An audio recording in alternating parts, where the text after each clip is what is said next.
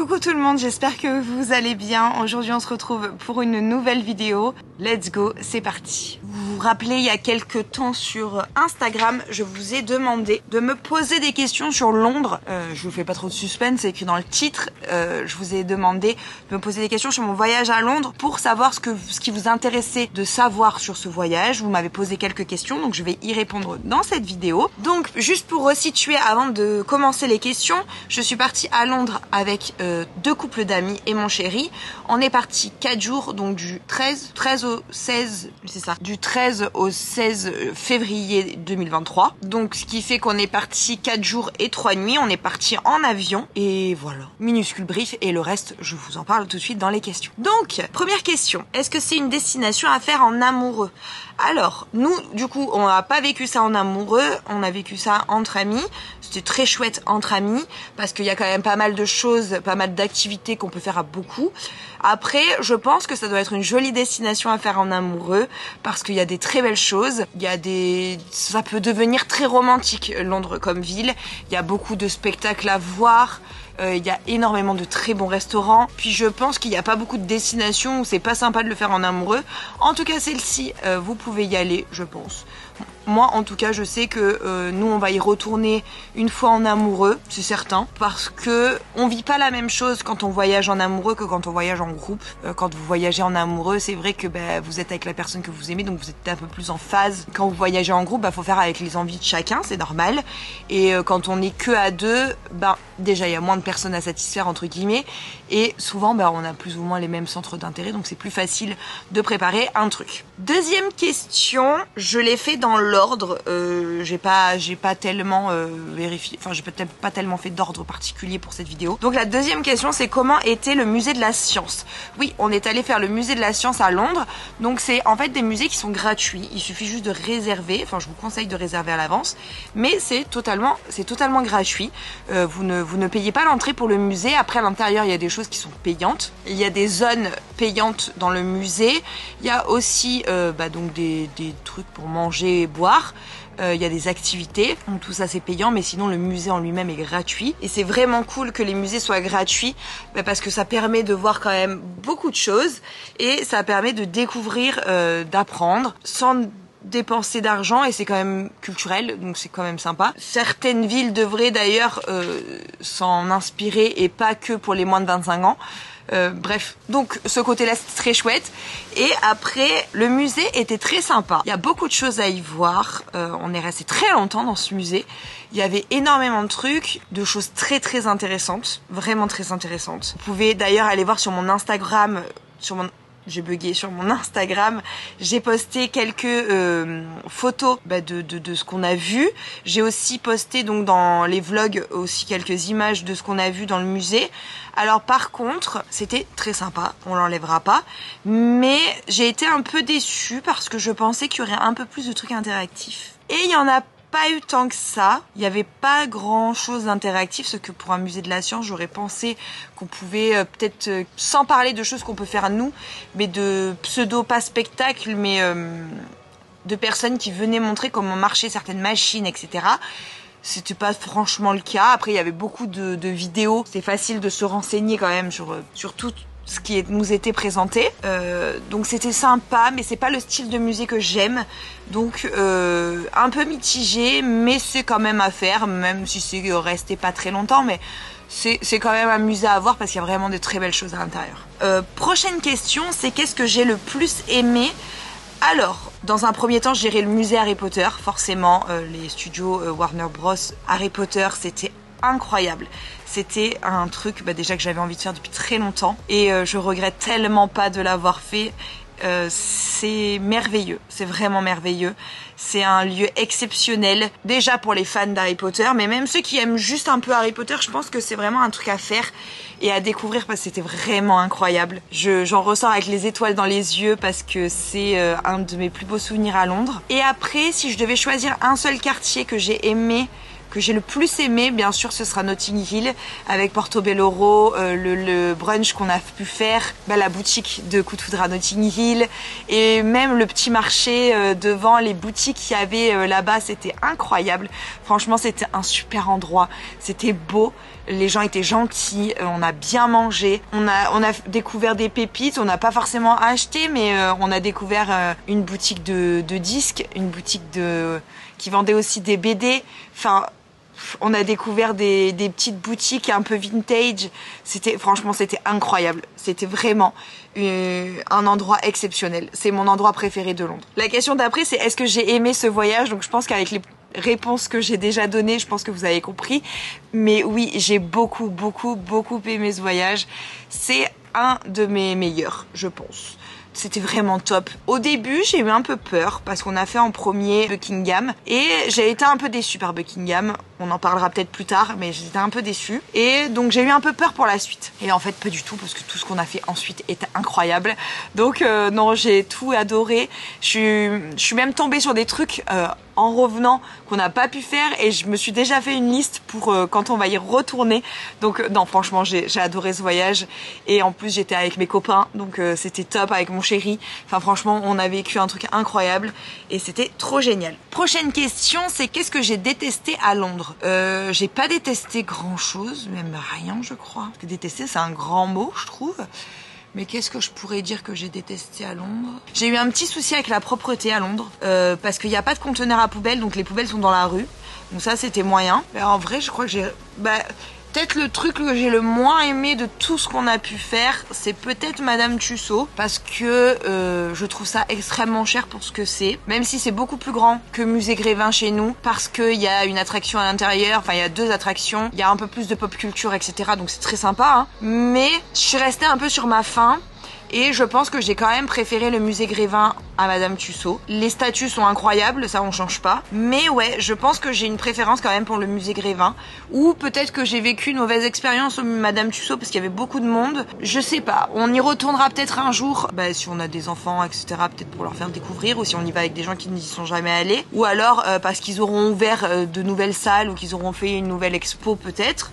Mais pour l'instant c'est pas un truc qu'on a envie de refaire. On est content de l'avoir fait une fois, mais c'est pas le truc qu'on a préféré du séjour. Ensuite, la prochaine question c'est on va parler budget. Donc on me demande un budget pour 4 et pour 4 jours.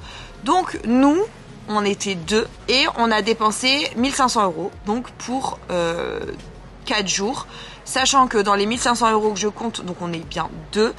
Et je compte l'hôtel, je compte les transports, je compte l'avion, je compte la bouffe et je compte les sorties, activités payantes et je compte les souvenirs. En tout, on en a eu pour 1500 € pour 4 jours.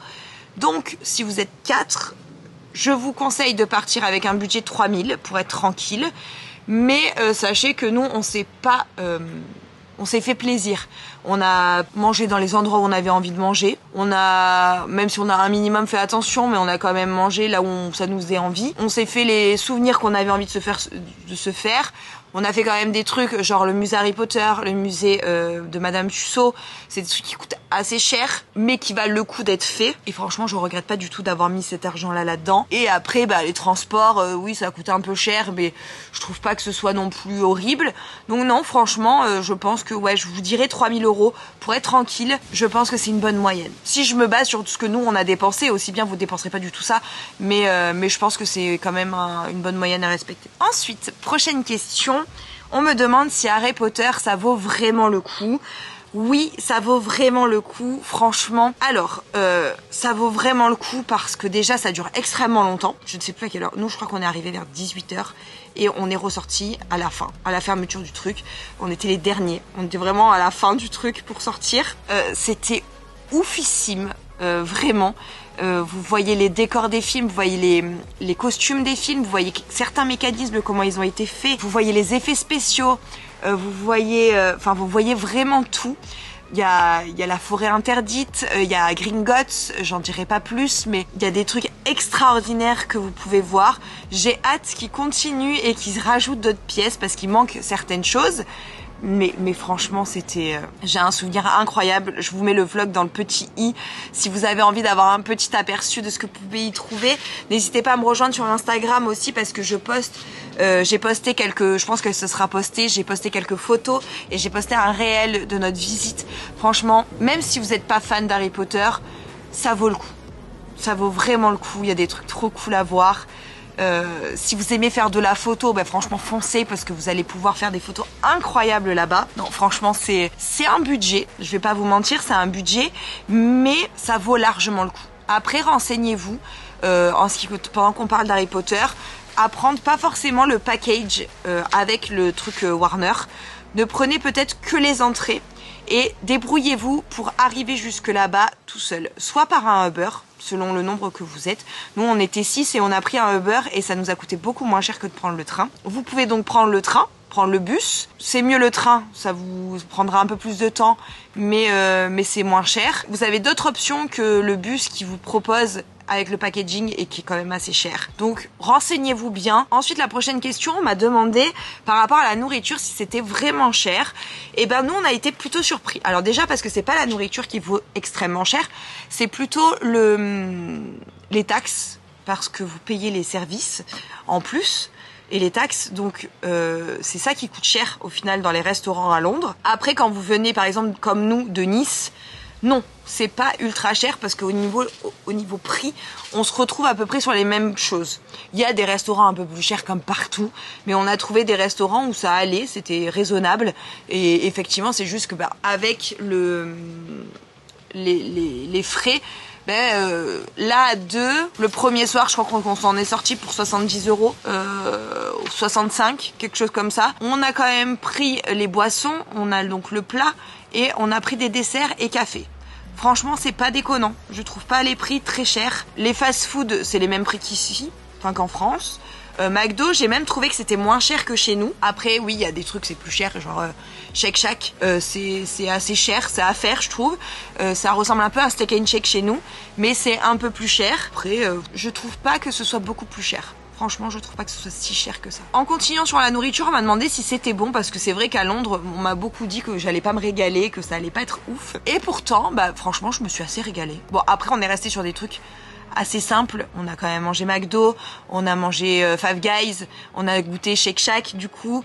Après, on a quand même découvert des trucs. Il y a Donutelier qui était incroyable. C'est un truc de donut, une pâtisserie qui a là-bas. C'était oufissime. Je vous en parle sur mon Insta spécial food. Franchement, c'était incroyable, on a dévoré le truc, c'était trop bon. On a mangé beaucoup dans des restos italiens finalement. On n'a pas fait de pub cette fois-ci, j'en ferai quand on y retournera. Mais on n'a pas fait de pub cette fois-ci, mais c'est quand même très bon. Ça va. Je veux dire, il n'y avait pas de trucs dégoûtants, il n'y avait pas de trucs... non, franchement. C'était plutôt... En tout cas, de nous, ce qu'on a goûté, c'était plutôt bon. Et en plus, on a fait un brunch incroyable à Notting Hill, qui était exceptionnel. C'était pas très cher. C'était incroyablement bon, ils cuisinaient devant nous, franchement c'était oufissime, on s'est régalé à tel point qu'on n'arrêtait pas de commander des trucs tellement c'était bon et que ça nous donnait encore plus faim. Enfin franchement c'était incroyable. Et la dernière question de cette FAQ spéciale Londres, c'est quel est le meilleur moyen de se déplacer dans Londres? Alors moi je suis une puriste, donc je vais vous dire de vous déplacer à pied le plus possible.